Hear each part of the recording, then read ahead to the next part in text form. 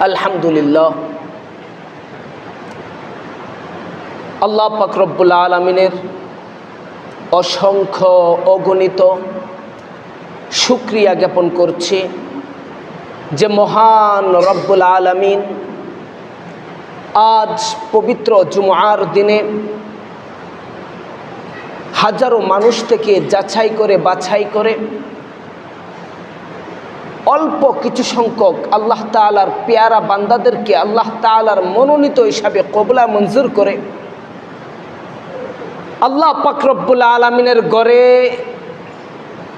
মসজিদের ভিতরে জান্নাতের বাগানে আসার বসার কিছু কথা বলা এবং শোনার তৌফিক যে রব্বুল আলামিন এনায়েত করে দিয়েছেন, সে মহান পাক দরবারে দিল খুলে প্রাণ খুলে হৃদয় উজাড় করে দিয়ে হৃদয়ের সবটুকু ভালোবাসা ঢেলে দিয়ে উচ্চ আওয়াজে শুকরিয়া জ্ঞাপন করি। সকলে বলে আলহামদুলিল্লাহ। মুহতারাম হাজিরিন, আল্লাহ পাক রব্বুল আলামিন যাকে চান সেই আল্লাহ তাআলার ঘরে আসতে পারেন। আল্লাহ তাআলা যাকে পছন্দ করেন তাকেই আল্লাহ পাক রব্বুল আলামিনের ঘরে আসার বসার কিছু কথা বলা এবং শোনার তৌফিক এনায়েত করেন। দেখবেন আপনি রাস্তা দিয়ে হেঁটে যাচ্ছেন কিংবা মসজিদের বারান্দায় দাঁড়িয়ে আছেন, এক লোক মসজিদের সম্মুখ পান দিয়ে যাচ্ছে, মসজিদের মুয়াজ্জিন সাহেব বলল যে ভাই কই যাচ্ছ, নামাজটা পড়ে যাও। দেখবেন ওই লোকে প্রায় সময় বলে দেয় যে আমার তো কাপড় ভালো না, আমার লুঙ্গি ভালো না, আমার গায়ের জামাটা ভালো না, আমার শরীর ভালো না।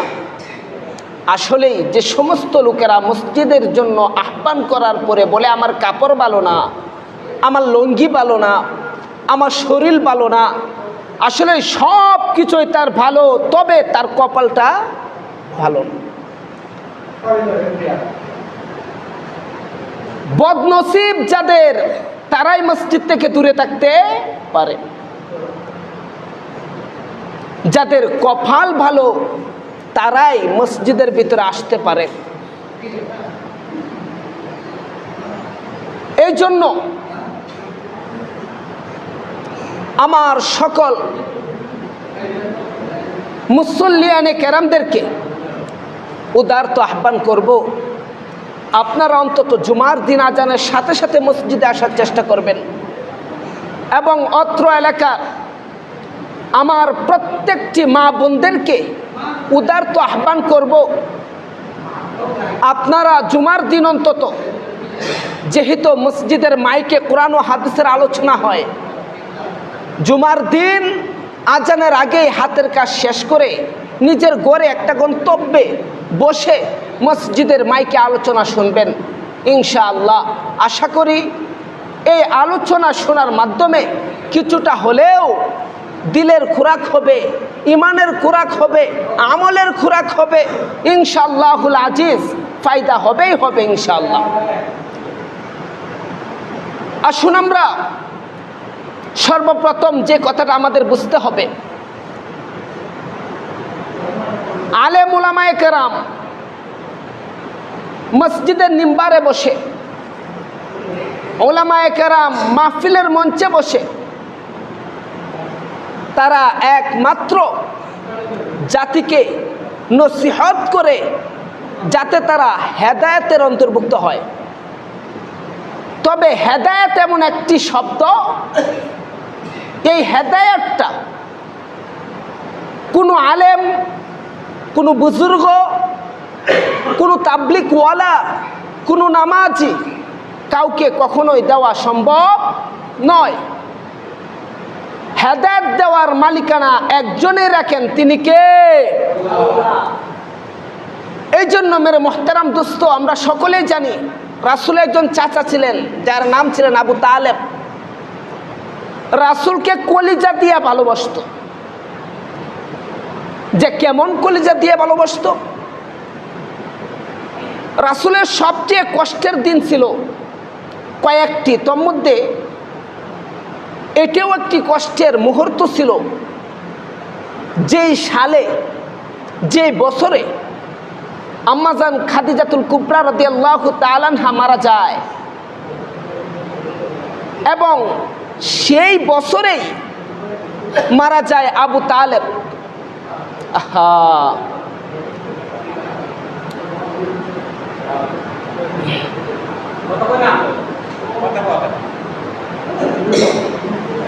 সেই বছরেই মারা যায় আবু তালেব। জন্মের আগে যে নবী বাবাকে হারিয়েছেন, জন্মের পরে মাকে হারিয়েছেন, এমন একটি অসহায় নবী, কান্নায় জর্জরিত থাকতো তার চোখ প্রতিনিয়ত, কষ্টের আর্তনাদ তার ভিতরে অভাব ছিল না। এমন মুহূর্তে রাসূলের একজন দাদা ছিলেন আব্দুল মুতালিব,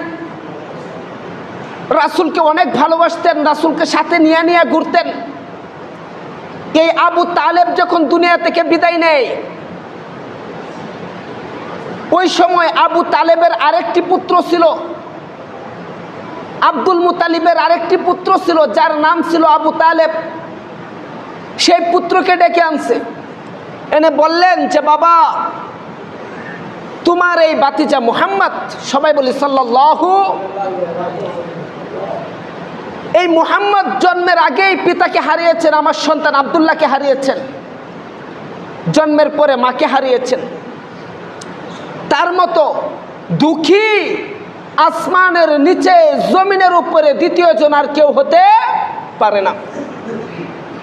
আমি তোমার বাবা আব্দুল মুতালিব যতদিন দুনিয়ার জমিনে ছিলাম, ব্যবসায় গেলে আমার নাতি মুহাম্মদকে নিয়ে যেতাম, বাজারে গেলে আমার নাতি মুহাম্মদকে নিয়ে যেতাম, মসজিদে গেলে আমার নাতি মুহাম্মদকে নিয়ে যেতাম, কোনো জায়গায় ঘুরতে গেলে, সফরে গেলে আমার নাতি মুহাম্মদকে আমি সাথে নিয়ে যেতাম। কিন্তু হয়তো আজকের পর থেকে আমার হায়াত শেষ হয়ে যাবে, আমার হায়াত যদি কখনো শেষ হয়ে যায়, সেই মুহূর্ত থেকে আমি আব্দুল মুতালিবের পক্ষ থেকে তোমার উপরে আমানত স্বরূপ দিয়া গেলাম আমার নাতি মুহাম্মদুর রাসূলুল্লাহ সাল্লাল্লাহু আলাইহি ওয়াসাল্লামকে।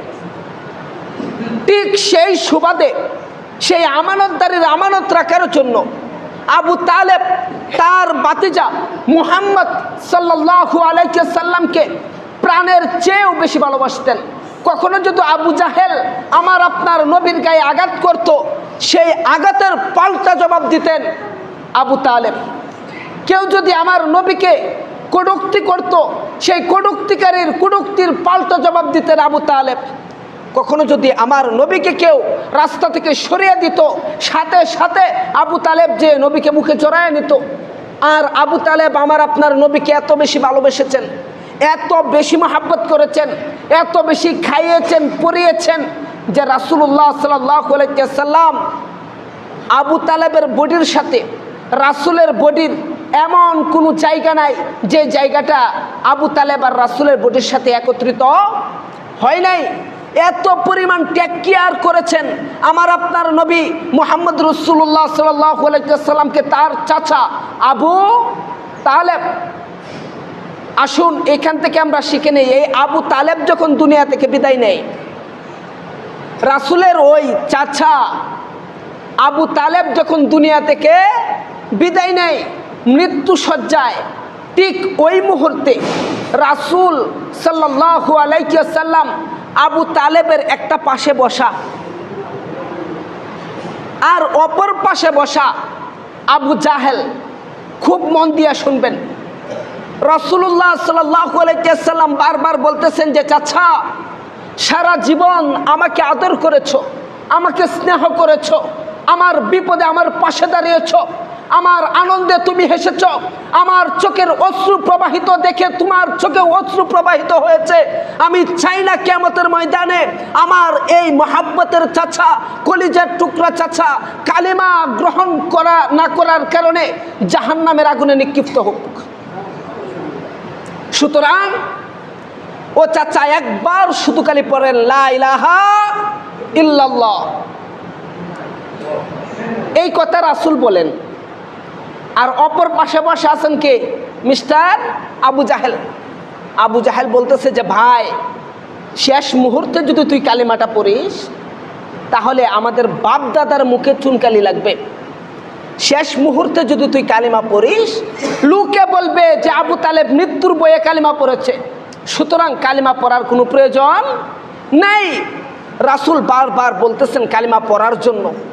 আবু জাহেল রাসূলের কথাগুলোকে খণ্ডন করতেছেন বিভিন্ন অজুহাতের মাধ্যমে, বিভিন্ন যুক্তির মাধ্যমে, বিভিন্ন প্রবচনার মাধ্যমে যুক্তি প্রয়োগ করে রাসূলের কথাগুলো খণ্ডন করেন। রাসূলকে তো আল্লাহ পাক রব্বুল আলামিন অনেক কিছু দেখায়া দিতেন, অনেক কিছুই আমার আপনার নবীকে দেখায়া দিতেন। রাসূল যখন বারবার কালিমা পড়ার নির্দেশ দিচ্ছে আর আবু জাহেল বারবার নিষেধ করছে, এই মুহূর্তে হঠাৎই রাসূলুল্লাহ সাল্লাল্লাহু আলাইহি ওয়াসাল্লাম তাকিয়ে দেখেন যে আজরাইল আলাইহিস সালাম খুব নিকটবর্তী চলে এসেছে। কিছুক্ষণের ভিতরেই চাচার জানটা কবজ করে নিয়ে যাবে। এই মুহূর্তে রাসূল বলেন কালিমা পড়ার জন্য, আবু জাহেল নিষেধ করেন।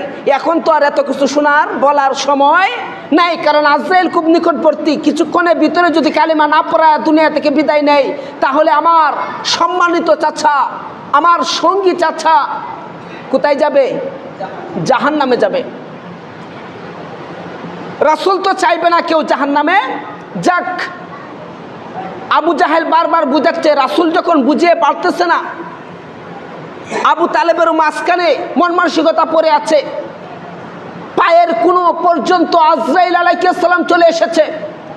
এই মুহূর্তে শুনেন সবাই, এক বাক্যে শুনেন, এদিকে তাকান, এদিকে এদিকে। এই মুহূর্তে সবাই আবু তালেবের দিকে তাকিয়ে আছে আর আমার আপনার নবী তাকিয়ে আছে আজরাইলের দিকে, যে আজরাইল তো একদম নিকটবর্তী চলে আসছে, এখনই চাচাকে দুনিয়া থেকে নিয়ে যাবে। এই মুহূর্তে রাসূল উত্তেজিত হয়ে বলে ফেললেন, ও চাচা, ও চাচা, আপনি মৃত্যুর আগ মুহূর্তে আমি আপনাকে শেষ কথা বলছি চাচা, একবার বলুন লা ইলাহা ইল্লাল্লাহ। আমি নবী কথা দিচ্ছি কিয়ামতের ময়দানে কোটি কোটি মানুষের সম্মুখপান থেকে আপনার গলায় গামছা পেঁচিয়ে আপনাকে টেনে টেনে জান্নাতে পৌঁছে দেব। এই কথাটা বলার সাথে সাথে আল্লাহ পাক রব্বুল আলামিন আজরাইলের আগে জিব্রাইলকে পাঠায় দিচ্ছে। আজরাইলের আগে জিব্রাইলকে পাঠায় দিছে, ও জিব্রাইল যাও আমার নবীর কানে কানে যায় বলো, ইন্নাকা লা তাহদি মান আহবাবতা ওয়ালাকিন্নাল্লাহা ইয়াহদি মাইয়াশা। ওগো নবী, হেদায়েত কার হাতে? নবীকে জিজ্ঞাসা করতেছে কে? জিব্রাইল। ওগো নবী, হেদায়েত কার হাতে? রাসূল বললেন, হেদায়েতের মালিক তো একমাত্র আল্লাহ। বললেন, ওগো নবী, এটা আপনি বিশ্বাস করেন? যে হ্যাঁ, আমি বিশ্বাস করি। ও নবী, আপনি যদি বিশ্বাস করেন যে হেদায়েতের মালিক একমাত্র কে? আল্লাহ। আল্লাহ, তাহলে আপনাকে যে দায়িত্ব দেওয়া হয়েছে নসিহত করার, আপনি শুধু নসিহত করে যান, আর এই নসিহত যারা মানবে তাদেরকে হেদায়েত দিয়া দিবে একজন, তিনি কে? আল্লাহ। এই জন্য মসজিদে উলামায়ে কেরাম কথা বলে, মসজিদে উলামায়ে কেরাম কোরআন ও হাদিসের আলোকে বয়ান পেশ করে, মসজিদের ভিতরে ইমাম হুজুর, খতিব সাহেব বিভিন্ন সময় দিক নির্দেশনামূলক কথা মুসল্লিদেরকে শোনায়, জাতিকে শোনায়। আর যে সমস্ত জাতি কিংবা মুসল্লি ওই ইমামের খতিবের কথা শোনার আগেই খতিবের সম্মুখে মানার মতো মন মানসিকতা নিয়ে না বসবে, বুঝেন কথাটা? ইমাম সাহেব, খতিব সাহেব কথা বলার আগেই ইমাম খতিবের সম্মুখে মানার মতো মন মানসিকতা নিয়ে ইমামের সম্মুখে যদি না বসে, বয়ানের মজলিসে যদি না বসে, তাহলে ইমাম কেন, পৃথিবীর শ্রেষ্ঠ আলেম কেন, স্বয়ং নবীও যদি ওদের সামনে কথা বলতো, এরপরও তাদের ভিতরে হেদায়েত আসতো। কারণ রাসূল কথা বলছেন আবু জাহেলের সম্মুখে, হেদায়েত পাইছে। রাসূল কথা বলছে উতবার সম্মুখে, হেদায়েত পাইছে। রাসূল কথা বলছে সাইবার সম্মুখে, হেদায়েত পাইছে? পাই নাই। যারা মানার মতো মন মানসিকতা নিয়ে রাসূলের সম্মুখে আসছে, আবু বকর পৃথিবীর শ্রেষ্ঠ জাতির মধ্যে একজন হয়েছে, সুবহানাল্লাহ, এবং উম্মতের মধ্যে শ্রেষ্ঠ উম্মতের স্বীকৃতি পেয়েছে। এই জন্য কোরআন ও হাদিসের কথা রাসূলের উপরে নাজিল হওয়ার পরে তখনও কোরআন ও হাদিসের ব্যাখ্যা রাসূল যা দিয়েছেন, কিয়ামতের আগ পর্যন্ত উলামায়ে কেরাম একই কথা জাতির সম্মুখে উপস্থাপন করবেন। যারা মানার মতো মন মানসিকতা নিয়ে আলেমদের সম্মুখপানে আসতে পারে, তাদের ভিতরে আল্লাহ তাআলা হেদায়েতের আলো ঢুকায়া দিবেন, বলেন সুবহানাল্লাহ। আর যারা মানার মতো মন মানসিকতা নিয়ে না আসবে, তাদের ভিতরে কখনো হেদায়েতের আলো ঢুকাবেন না আল্লাহ।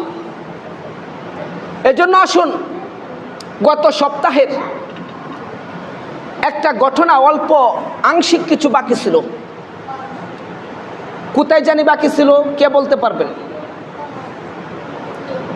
যে কোন জায়গা থেকে বাকি ছিল, কে বলতে পারবেন? হ্যাঁ, মাশাআল্লাহ মাশাআল্লাহ, দুজন বলতে পারছে, মুয়াজ্জিন আর আপনার নাম কি? আমিনুল। আমিনুল ভাই। তো দুইজন লোক বলতে পারছে। দুইজন লোকের প্রতি আমার রইল হৃদয়ের গভীর থেকে আন্তরিক দোয়া। আল্লাহ পাক রব্বুল আলামিন সামনেও তাদেরকে আরো শ্রবণ করার তৌফিক দান করুন। মেরে মুহতারাম দোস্ত, বয়ান যা শুনবো মনে রাখতে হবে, প্রয়োজনে বাড়িতে যায় লিখে রাখতে হবে, এটাই নিয়ম। আসুন, এই ইহুদি পণ্ডিত বায়েজিদ বুস্তামিকে প্রশ্ন করেছিল কয়টা? 13টি। আর প্রত্যেকটি প্রশ্নের উত্তর দেওয়ার পরে বায়েজিদ বুস্তামি রহমাতুল্লাহি আলাই প্রশ্ন করেছিল কয়টি? 1টি। সেই প্রশ্নটি হলো, বলো তো দেখি জান্নাতের চাবি কার হাতে? সমস্ত শ্রোতারা চুপ হয়ে গেল। সমস্ত শ্রোতারা বলতে লাগলো, কি ব্যাপার, আমাদের পণ্ডিত মশাই কথা বলে না কেন?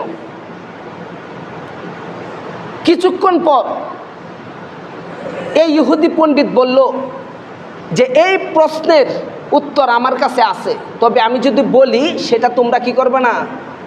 মানবা না। প্রায় 5 লক্ষ ইহুদিদের মজলিস ছিল।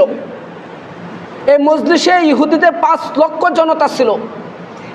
এই 5 লক্ষ জনতা এক বাক্যে বলে উঠল যে যদি সেই কথাটা সত্য হয় তাহলে আমরা অবশ্যই সেটা মানতে প্রস্তুত।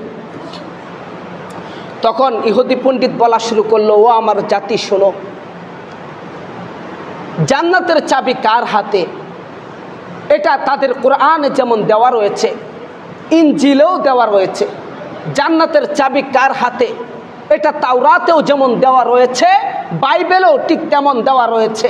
কিন্তু অন্য ধর্মাবলম্বীরা সেটা জাতির সম্মুখে প্রকাশ করতে চায় না। একমাত্র কোরআনেই উন্মুক্তভাবে জাতির সম্মুখে সমস্ত কথা প্রকাশ করতে পারে। মেরে মুহতারাম দোস্ত, জাতির সম্মুখে বলা শুরু করলো যে যখন কিয়ামতের মাঠ কায়েম হবে, মাথার আদাত উপরে সূর্য অবস্থান করবে এবং জমিনটা তামায় পরিণত হবে, ঠিক ওই মুহূর্তে মানুষ হাহাকার করবে। কম পক্ষে হলেও 50,000 বছর ওই মাঠে জাতিকে দাঁড় করিয়ে রাখা হবে। জাতি দৌড়াদৌড়ি শুরু করবে, একে অপরের কাছে নিজের আপন লোক তালাশ করা শুরু করবে। ইয়াউমা ইয়াফিরুল মারউ মিন আখি ওয়া উম্মিহি ওয়া আবি ওয়া সাহিবাতিহি ওয়া বানি লিকুল্লি ইমরিইম মিনহুম ইয়াউমা ইযিন শা'নু ইউগনি। ওই সময় জাতি তার বাবার কাছে যাবে। বাবা বলবে, বাবার কাছে যে বলবে যে বাবা, আমি আপনার সন্তান, আজকে এই ভয়াবহ অবস্থার সম্মুখীন আমি হয়েছি, আপনি আমাকে এই ভয়াবহ অবস্থা থেকে উদ্ধার করুন। বাবা বলবে, হয়তো দুনিয়ার জমিনে আমার বিয়ে হয়েছিল, আমি বিয়ে করেছিলাম, আমার সংসার হয়েছিল, আমার বাচ্চা কাচ্চাও হয়তো ছিল, কিন্তু বাবা তুমি কে? তোমাকে তো আমি চিনি না। বাবা মা যাবে সন্তানের কাছে, সন্তান বলবে যে বাবা মা, দুনিয়ার জমিনে হয়তো কারো না কারো গর্ভে আমার জন্ম হয়েছিল, কারো না কারো ঔরস থেকে দুনিয়ার জমিনে আমি এসেছিলাম, কিন্তু আপনারা কে? আপনাদেরকে তো আমি চিনি না। যাবে তাদের ভাইয়ের কাছে, ভাইয়েরা বলবে হয়তো দুনিয়ার জমিনে আমার ভাই বোন ছিল, কিন্তু তোমরা কে? তোমাদেরকে তো আমি চিনি না। যাবে বন্ধুর কাছে, বলবে দুনিয়ার জমিনে হয়তো আমার অনেক বন্ধু ছিল, কিন্তু তোমরা কে, তোমাদেরকে তো আমি চিনি না। এই ভেবে ভেবে এরপর সমস্ত উম্মতগণ একত্রিত হয়ে সর্বপ্রথম যাবে হজরতে আদম আলাইহিস সালামের কাছে।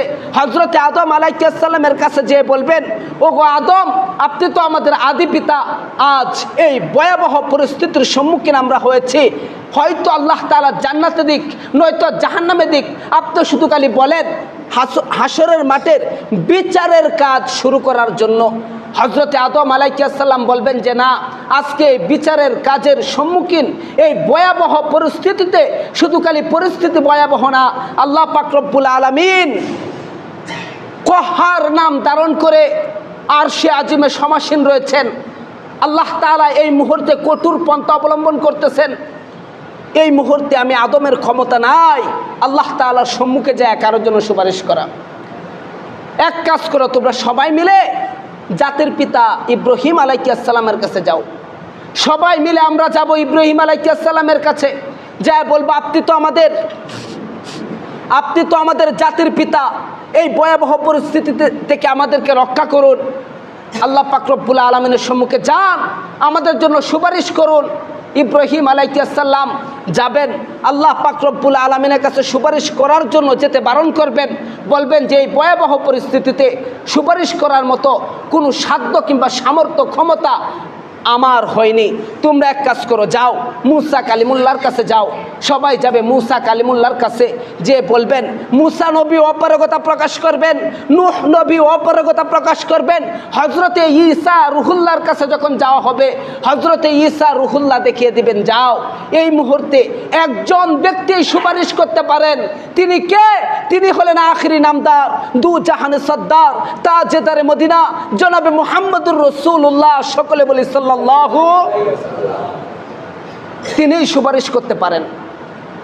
আমরা সবাই একত্রিত হয়ে কাঁধে কাঁধ মিলিয়ে আমরা সকলে তালাশ করা শুরু করে দিব, আমার আপনার নবী কোথায়?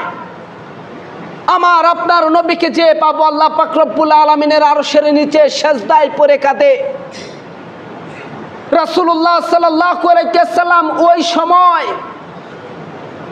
আল্লাহ পাক রব্বুল আলামিনের কুদরতি পায়ে সেজদায় পড়ে এমন ভাবে কাঁদবেন, এমন ভাবে দোয়া করবেন। কি দোয়া করবেন? হে আল্লাহ তুমি রহমান, হে আল্লাহ তুমি রহিম, তুমি জব্বার, তুমি কুদ্দুস, তুমি গফফার, তুমি সাত্তার, আল মালিকুল কুদ্দুসুস সালামুল মুমিনুল মুহাইমিন আজিজুল জব্বারুল মুতাকাব্বির সুবহানাল্লাহি আম্মা ইউশরিকুন হুয়াল্লাহুল খালিকুল বারিউল মুসাউবিরু লাহুল আসমাউল হুসনা ইউসাব্বিহু লাহু মা ফিস সামাওয়াতি ওয়াল আরদ। তুমি তো আসমান এবং জমিনের ক্ষমতাসীন আমাদের রব আল্লাহ। ওগো মালিক, এই মুহূর্তে আমার কান্না তুমি দেখো, এই মুহূর্তে আমার ফরিয়াদ তুমি দেখো। এমন ভাবে আল্লাহ তাআলার নাম নিয়ে আল্লাহ তাআলার প্রশংসা করবেন, যে বলা হয়েছে দুনিয়ার জমিনে 63 বছরের জিন্দেগিতে এত প্রশংসা আল্লাহ তাআলার রাসূল কখনোই করে নাই। এত বেশি প্রশংসা করবেন। আর রাসূলের এই প্রশংসা আল্লাহ তাআলা খুশি হয়ে বুখারী শরীফে আসছে, আল্লাহ তাআলা এভাবে রাসূলকে ডাক দিবেন, ওহো ওগো নবী, মাথা উঠান, কথা দিচ্ছি আপনি যা চাইবেন আমি তাই করব। ওহো নবী, মাথা উঠান, আজকে আপনি যা ফরিয়াদ করবেন তাই কবুল করব। ওহো নবী, আপনি মাথা উঠান, আজকে আপনার কথায়, আপনার সম্মুখে, আপনার উম্মতকে আপনার সম্মুখে রেখে হাসরের মাঠের বিচারের কার্যক্রম আমি আল্লাহ শুরু করব। আমার আপনার নবীকে আল্লাহ পাক রব্বুল আলামিন এভাবে 3টি ডাক দিবেন। 3টি ডাক দিয়ে রাসূলে কান্না আল্লাহ পাক রব্বুল আলামিন থামাবেন।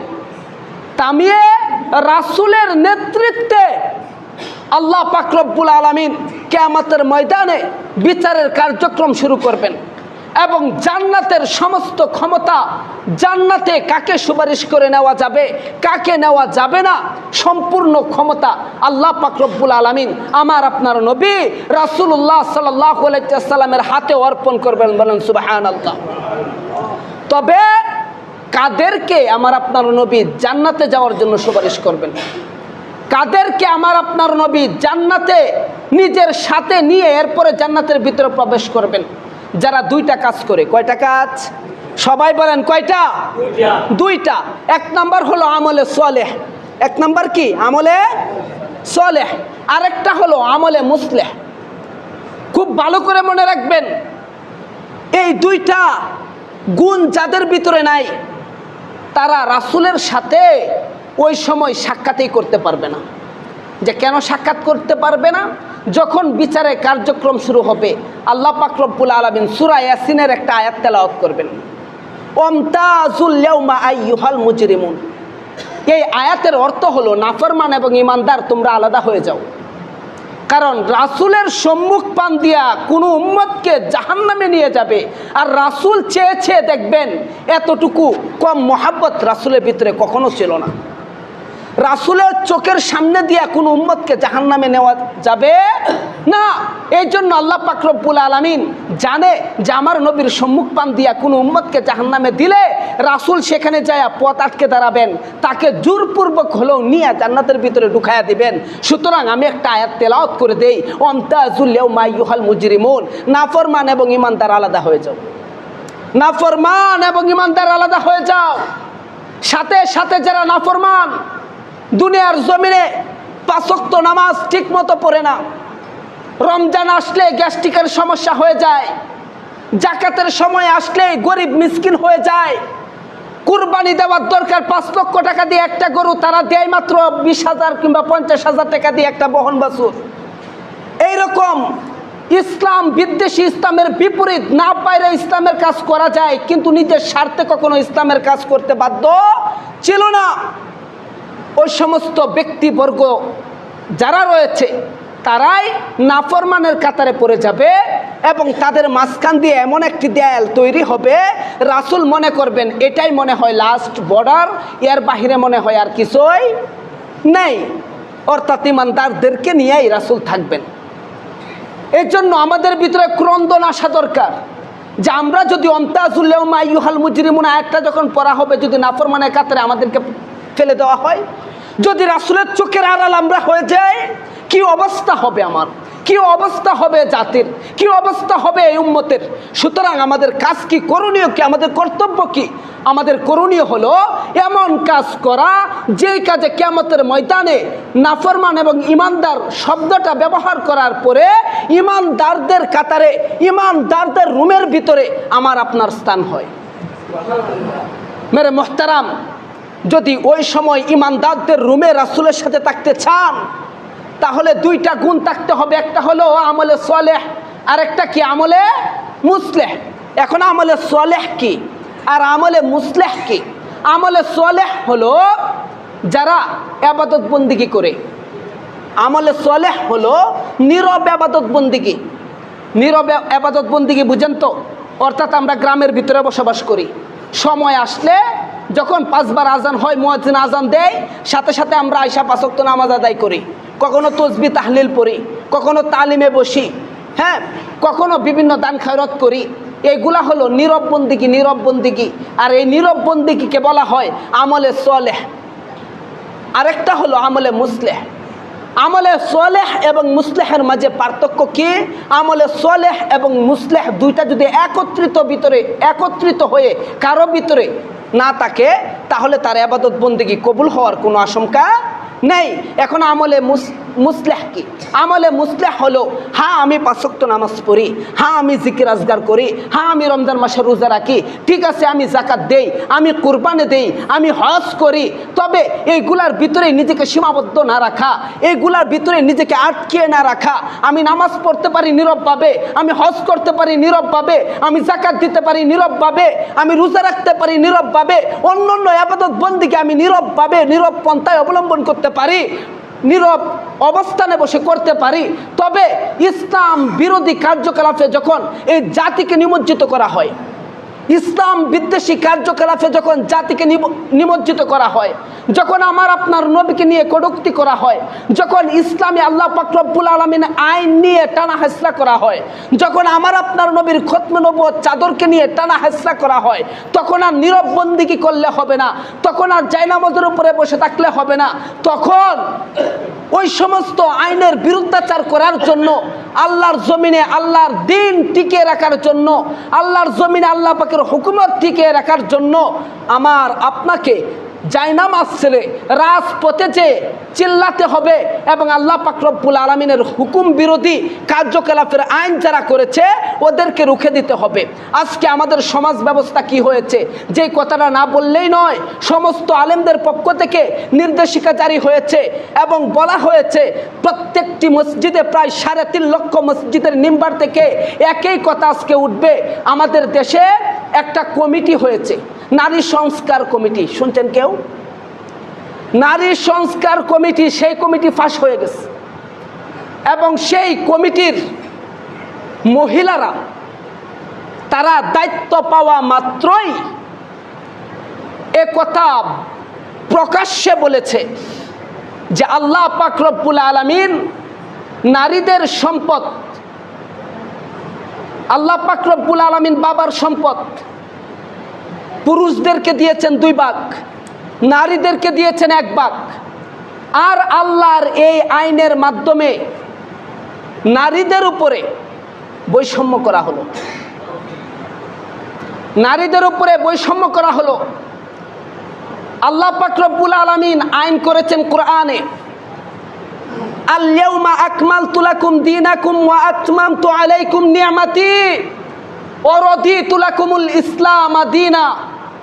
এবং আল্লাহ পাক রব্বুল আলামিন এই আয়াত দিয়া পুরাটা কোরআনের আইনকে এমনভাবে বেষ্টন করেছেন যে কিয়ামতের আগ পর্যন্ত আর কেউ, কোনো মানুষ, কোনো আলেম, কোনো কুতুব, কারো সাধ্য নাই এই কোরআনের ভিতরে নতুন করে কিছু ঢুকাবে কিংবা এই কোরআন থেকে কিছু বাদ দিয়ে দিবে। অর্থাৎ পরিপূর্ণ করে দিয়েছেন ইসলামটাকে আল্লাহ পাক রব্বুল আলামিন এই কোরআনের মাধ্যমে। এই যে একটা নারী সংস্কার কমিটি বাংলাদেশে করা হলো, যারা এই সংস্কার কমিটির ভিতরে রয়েছে প্রত্যেকটি মহিলা নাস্তিক্যবাদীদের সাথে প্রকাশ্যে তাদের হাত রয়েছে। যেমন মনে করেন 2020, 21, 22 তুরিন আফরোজ, নীলফামারীর একটা মহিলা ব্যারিস্টার তুরিন আফরোজ, সে 100 মাদ্রাসার তালিকা করেছিল, 116 জন আলেমের তালিকা করেছিল, কিন্তু লাস্টে পর্যায়ে রিপোর্ট কি পেলাম যে এই মহিলা যারা আলেমদের তালিকা করে, মসজিদ মাদ্রাসার তালিকা করে, ওই মহিলার এমন একটি রাত নাই যে রাত পর পুরুষ ছাড়া কাটে নাই। কে স্বীকার করেছে? তার আপন মা স্বীকার করেছে, মা বাধা দেওয়াতে মাকে ঘর থেকে বের করে দিয়েছে। আপনারা দেখেন চার্জ দেয়া, এখনো ইউটিউবে ভিডিও পাবেন, এখনো ইউটিউবে ভিডিও পাবেন, মার হাজারি, মার কান্না, বুক ফাটা কান্না। অর্থাৎ যারা কোরআন ও হাদিস বিরোধী কথা বলে ক্ষমতায় পাওয়ার পরে ওই সমস্ত ব্যক্তিদেরকে রুখে দেওয়ার জন্য সারা দেশব্যাপী আজকে বিক্ষোভ মিছিলের ডাক দেওয়া হয়েছে। আপনারা যারা ফ্রি আছেন তারা কিশোরগঞ্জ শহীদ মসজিদ থেকে জুমার পরেই মিছিল বের হবে। আপনারা যারা ফ্রি আছেন ইনশাল্লাহ অংশগ্রহণ করতে পারেন। আমরাও তো অবশ্যই যাইতাম, কিন্তু খতিবগিরি দায়িত্ব করার কারণে আমরা সমস্ত মিটিংয়ে অংশগ্রহণ করতে পারি না। এই জন্য 2টা জিনিস লাগবে, একটা হলো আমলে মুসলেহ আর একটা হলো আমলে সলেহ। রাষ্ট্র কি হচ্ছে, কোন দিকে যাচ্ছে সে বিষয়েও আমাদের খোঁজখবর রাখা উচিত। কারণ রাষ্ট্র থেকে এমন একটি আইন হয়ে যায় যে আইনে দায়ভার সাধারণ গ্রামের কোনার একটা মানুষেরও, সাধারণ মানুষের উপরে অর্পণ হয়। এই জন্য ইসলাম বিরোধী আইন যে শুধু খালি বাংলাদেশে নয়, পৃথিবীর যে কোনো প্রান্তে হোক, এটা আপনি যে কোনো প্রান্তে থাকেন ওইখানে থেকেই সেই আইনের নিন্দা আপনাকে জানাতেই হবে। আল্লাহ পাক রব্বুল আলামিন আমাদের সবাইকে সোচ্চার থাকার তৌফিক দান করুক, সকলে বলে আমিন। এবং আমলে সলেহ মুসলেহ দুটার অধিকারী হওয়ার তৌফিক দান করুক, সকলে বলে আমিন। যারা সুন্নত পড়েন নাই, কাবলাল জুমা 4 রাকাত সুন্নত আদায় করে নিন।